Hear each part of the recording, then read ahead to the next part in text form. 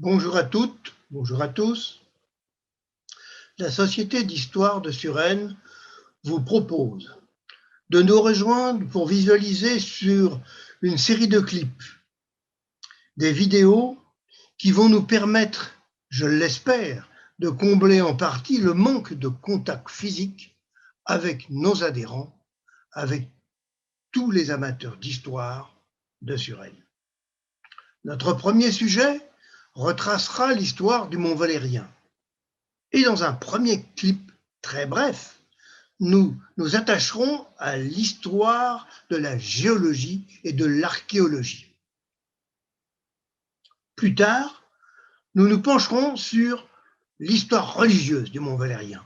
Alors, à tout de suite pour le premier clip.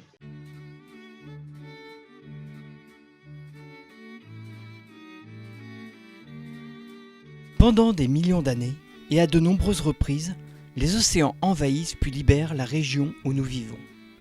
Des sédiments se déposent. Après leur érosion, quelques buttes apparaissent comme le Mont Valérien et Montmartre, identifiés en tant que buttes témoins.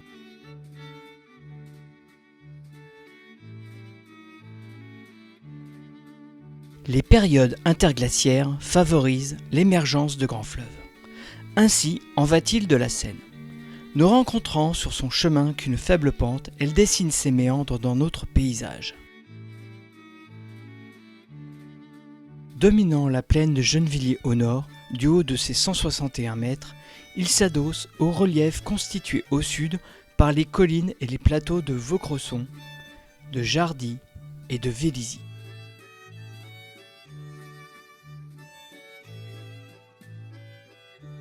En archéologue avisé, nous constatons, grâce à la carte établie par René Sorde, que les traces de civilisation les plus anciennes se situent au plus près du Mont Valérien, et non au bord du fleuve, les crues étant fréquentes. Pour ses premiers habitants, le Mont Valérien pouvait apparaître comme un lieu stratégique pour observer d'éventuelles populations mal intentionnées sur la presqu'île de Gennevilliers, lesquelles pouvaient se cacher dans cette vaste forêt entourée de nombreux marécages.